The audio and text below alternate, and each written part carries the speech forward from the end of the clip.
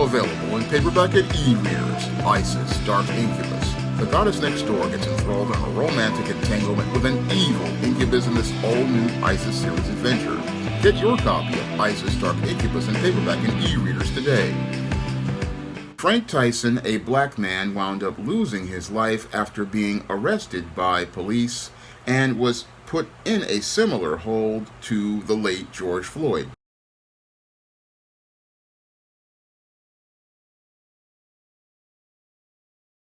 In a moment, but first, new tonight at 11, a developing story out of Canton, Ohio now. Police there releasing body cam video showing the minutes leading up to the death of a man in their custody. His name was Frank Tyson.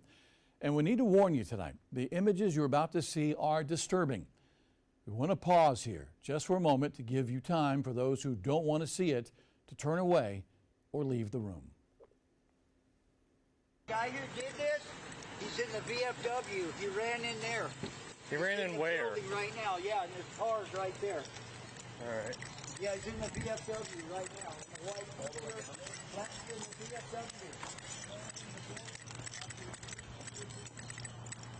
Bert, you want to come with me? Over the next 2 minutes, officers make their way down the street and into the bar. Please get him out of here now. No, we're going outside. We're going outside. No, you ain't killing me. You ain't killing me tonight. You ain't killing me. No, you guys are killing me. They're on here. They're trying to kill me. They're trying to kill me. They're trying to kill me. They're trying to kill me. Why you trying to kill me? They're trying to kill me. They're trying to kill me. You're in the sheriff's department. Call the sheriff's department. They're trying to kill me. They're trying to kill me. They're trying to kill me. Call the sheriff. Call the sheriff. Call the sheriff. Call the sheriff. Call the sheriff. Call the sheriff. Call the sheriff. Call the sheriff. Call the sheriff. Call the sheriff. They're trying to kill me. Call the sheriff. Call the sheriff. Call the sheriff. Call the sheriff. Call the sheriff. Call the sheriff. Call the sheriff. They're gonna kill me. They're gonna kill me. They're gonna kill me. You're gonna get sprayed. I don't get close here. You're gonna get sprayed. Don't spray. Call the sheriff. Don't spray him. Call the sheriff. They're gonna kill me. Call the sheriff. Call the sheriff. I got handcuffs. You want that one? Say when. You're good. Good. Give me his other hand.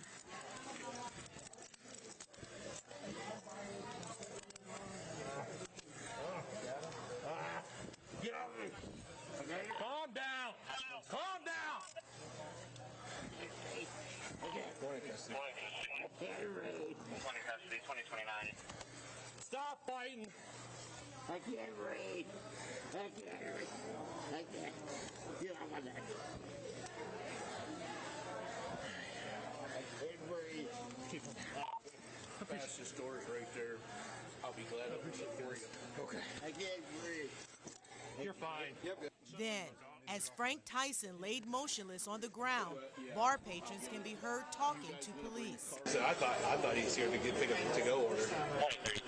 I've always wanted to be in a bar fight. I don't know if this counts. Hey, chalk it up. Yeah, chalk it up, man. It's your story. Those conversations continued over the next several minutes.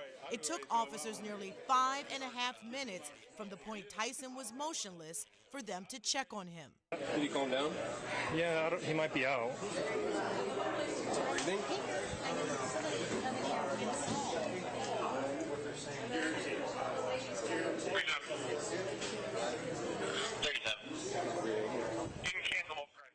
It took officers another 3 minutes to realize something was seriously wrong. Roll him over on his back. Officers can then be seen on video attempting CPR for over 7 minutes and at times questioning where the paramedics were. You can then see the paramedics arrive at 8:47, a full 13 minutes after Tyson first went motionless. Hey, guy, bring a BBM. Well, tonight, the Ohio Bureau of Criminal Investigation is looking into this case. 2 of the officers involved have been placed on paid administrative leave, which is standard policy for that department. The story is making headlines across the country tonight. We'll have updates as they're made available. Now, according to reports, Frank Tyson was driving and he wound up hitting a telephone pole. And as his airbags deployed, it wound up hitting him in the face, leaving him completely disoriented. Now, this disoriented man went into, I believe, this bar in Canton, Ohio, looking for help. However, he got no help from anyone in that bar as they went to call the police on him. Now, the response on the body cams showed the hostility that Frank Tyson received when he entered into this bar, because the patrons of the bar weren't looking to find out if this man was all right after an accident where he wound up hitting a telephone pole and getting hit in the face with an airbag. No, they showed no compassion for this man, and law enforcement showed even less compassion for a black man who had been a victim of an automobile accident. Now, if this were a white man, I believe that the response would be completely different, because if a white man had just hit a telephone pole, these same people would not be as hostile towards that white man. That's where I see the racism as related to the whole Frank Tyson situation, and I see it because, again, if this were a white man, I believe, who was hit by this telephone pole, they wouldn't have been so hostile to him, and the police possibly would have sat there and asked him questions to find out what was going wrong. But that wasn't shown to us in the body cam video. No, what was shown to us was the callousness of people who were racist, who basically showed their contempt for this black man who was in need of help. And instead of looking to find out what happened to this black man by asking questions, what these officers did was go and further escalate the situation by further agitating an already disoriented man by looking to go and handcuff him. And as they looked to go and handcuff him, what they did was one of the officers put a knee in his back around his neck, and that basically compressed his breathing. And as they were compressing his breathing, you saw these officers on the body cams basically laughing and having a good time that really mirrored that of the lynchings that the Ku Klux Klan participated in. And that is the most disturbing thing about that video on those body cams that I found to be quite disturbing. Because what's disturbing here basically proves a point that Mr. Superboy has made in his videos about the Midwest having a special kind of racism, and that's basically what we see in the video of the death of Frank Tyson.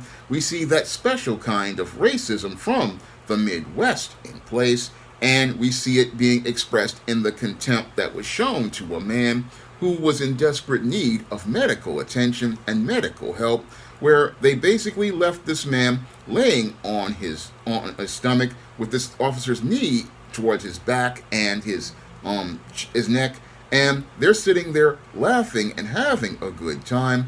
Moreover, what they're doing is sitting there leaving this man to suffer like this, even though he says he can't breathe, leaving this man to suffer like this, because they have no regard for this black man's life and have no regard for this black man's health or safety, because even though this man was arrested, they could have easily set him up. And what's really sad here is that this is the same kind of a procedure that was used on a black man by black police officers, showing me how the culture of blue is anti-black, whether the person with the badge is black or white. And in this case, again, I just saw just such callousness towards human life that it just made me just really sad, because, again, here we are 4 years after the murder of George Floyd, and America hasn't changed at all. No, what we see is that the conviction of Derek Chauvin was just an empty symbolic gesture done in order to get Joe Biden elected, and done as an empty symbolic gesture to try to pacify the black masses who turned up in the streets and basically turned this country out. And sadly, they were not shaken enough by that whole situation, because instead of showing that they really learned a lesson, what we see here from these people in Canton, Ohio, is that this racism is so ingrained in the culture that these people really don't care about black people, and again, don't care about the rights of black people, because nobody really is talking about this story.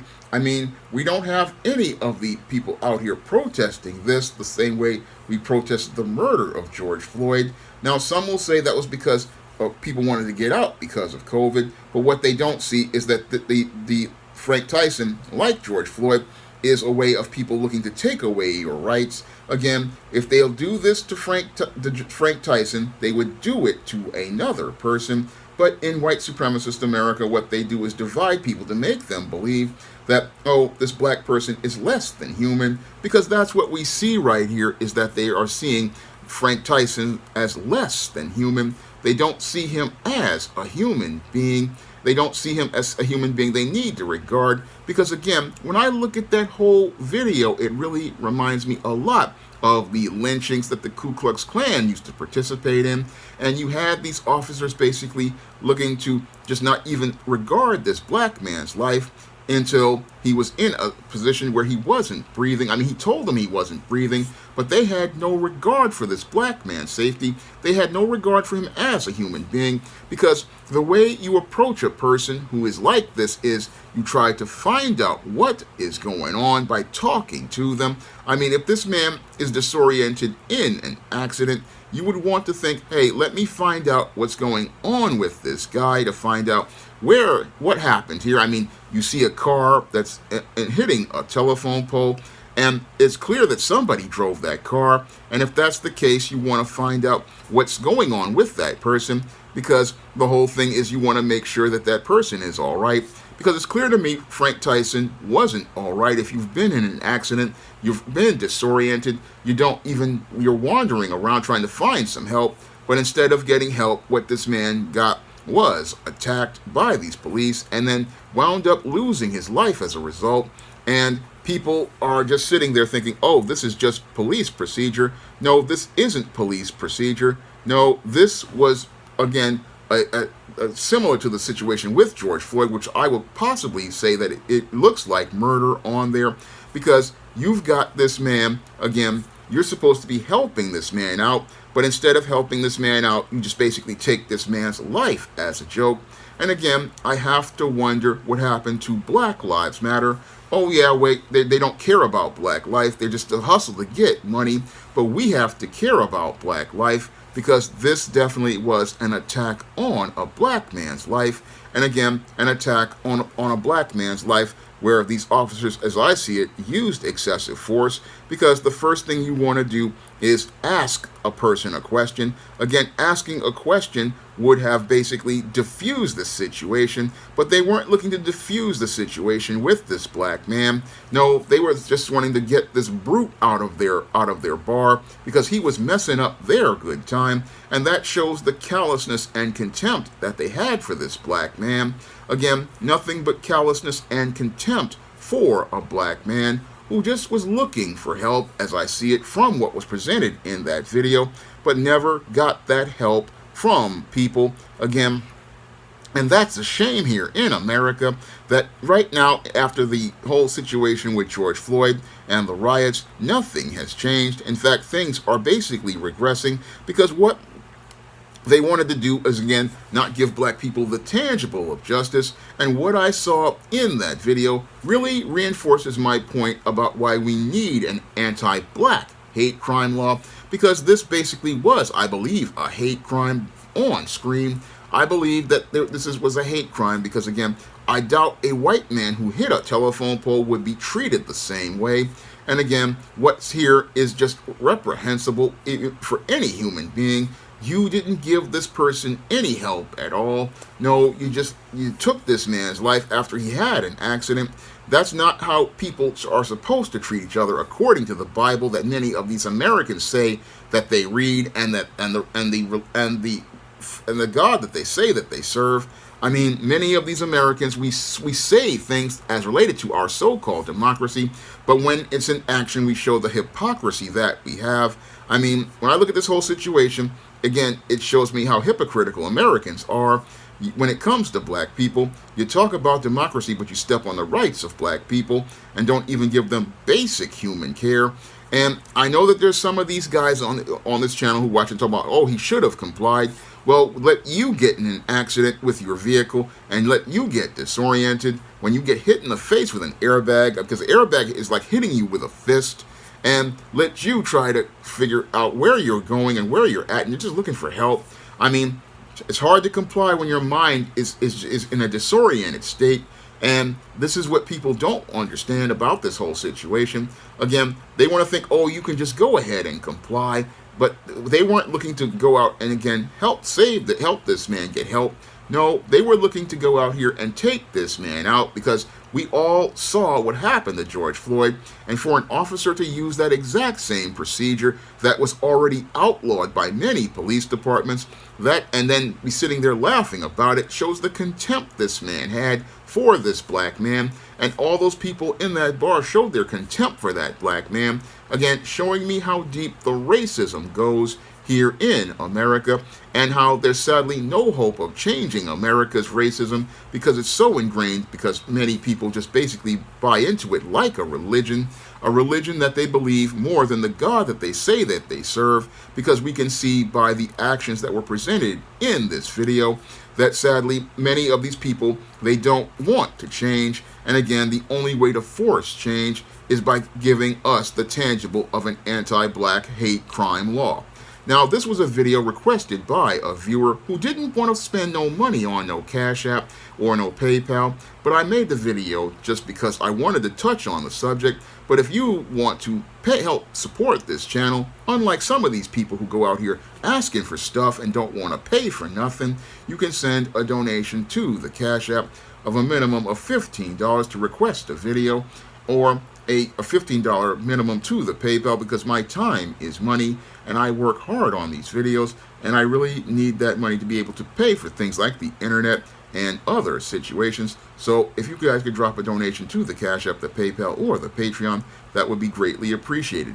And if you want to pick up some of my positive black fiction on the SJS Direct imprint, you can find those books in the ISIS series, the Steam series, the John Haynes series, the books of the Spinsterella trilogy, my black sorority novel, The Thetas, my black vampire novel, Eternal Night, and other books on Amazon.com. And you can also find them at other online booksellers like Drafted Digital, Google Play, Barnes & Noble, Walmart, and Target. That's all I have to say for this video. You can comment, rate, subscribe. Now available in paperback and coming to Kindle Unlimited, John Haynes, Dark Succubus. The man who rules the world is tempted by a sultry succubus in this all-new John Haynes series adventure. Get John Haynes, Dark Succubus in paperback or pre-order on Kindle Unlimited today. Now available in paperback and e-readers, John Haynes, Illuminati. The man who rules the world takes on the head of the global elite in this all-new action-packed John Haynes series adventure. Get your copy of John Haynes' Illuminati in paperback and e-readers at Amazon.com and online booksellers everywhere.